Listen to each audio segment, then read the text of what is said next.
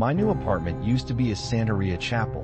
Before I moved in, an older woman lived here and was known in my Dominican neighborhood of Brooklyn as a healer and spiritual guide. The man who lived downstairs told me that people would come to see her every day, bringing birds, chickens, mice, or lizards with them. My neighbor told me he even saw a goat once. The woman would use the animals in her practices. I stupidly asked my neighbor what he meant when he said that. He drew his finger across his neck and just said, "Rough stuff went on in there, man." When I saw the apartment, the woman's stuff was still there. It was quietly furnished with lots of floral prints, the kind of kitschy stuff you remember from your grandmother's house. There were pictures of the Virgin Mary everywhere, and behind a curtain in the living room, there was a small room which held the remains of her altar. It was covered in pictures of Jesus, photos of the woman's family, but also crude drawings of a man in black with black eyes and too many fingers on each hand. All of the stuff, the landlord assured me, would be out once the previous tenant's family came to retrieve it. He also mentioned that the apartment would be carefully cleaned and inspected before anyone else could move in. The woman, I learned later, had been hospitalized by her family after suffering a nervous breakdown. My neighbor told me later that she would climb the stairs over and over again, whispering in Spanish that a demon was inside her brain. She'd lived in the apartment so long that it was technically hers by New York law. The family hadn't wanted it, and had reverted title back to my current landlord for some sum of money. He was eager to get it off the market. I told him I couldn't afford an expensive place. He said I could name my price. I did, and after surprisingly little haggling, he agreed. The apartment's past didn't bother me.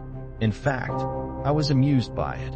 It would be cool to tell guests that the couch they were sitting on was the spot where a witch had summoned the forces of darkness for her unknown purposes.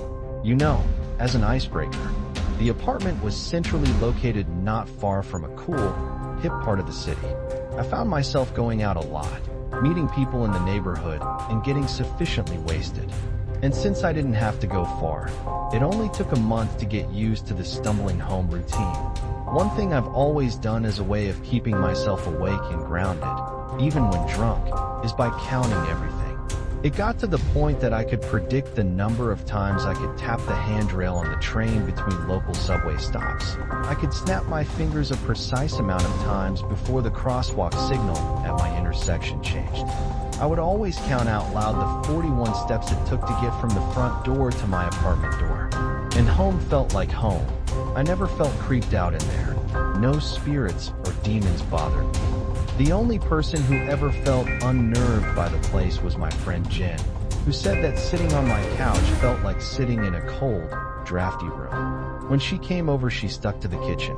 And then a week or so ago, I was drunk and was coming up the stairs when something immediately didn't feel right.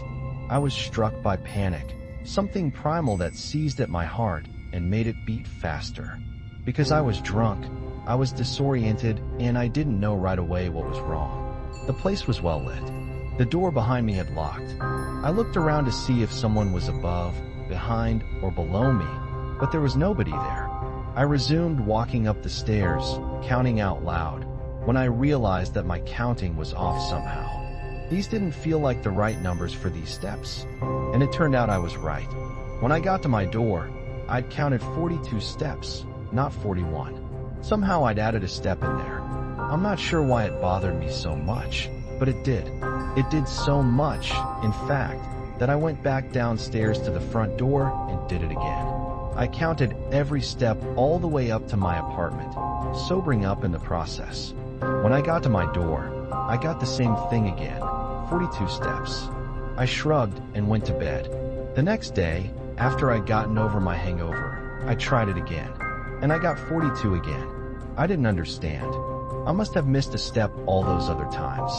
Something about the way I was going up the stairs now had rediscovered it. I even had Jen come over and count the steps.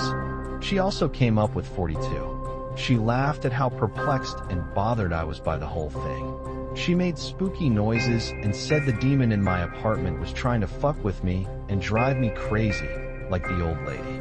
I told her that if it was haunted, they were going to have to pull out the big guns to get me out of a 2-bedroom apartment in NYC for less than $1,000 a month. Still, the discrepancy continued to weigh on my mind.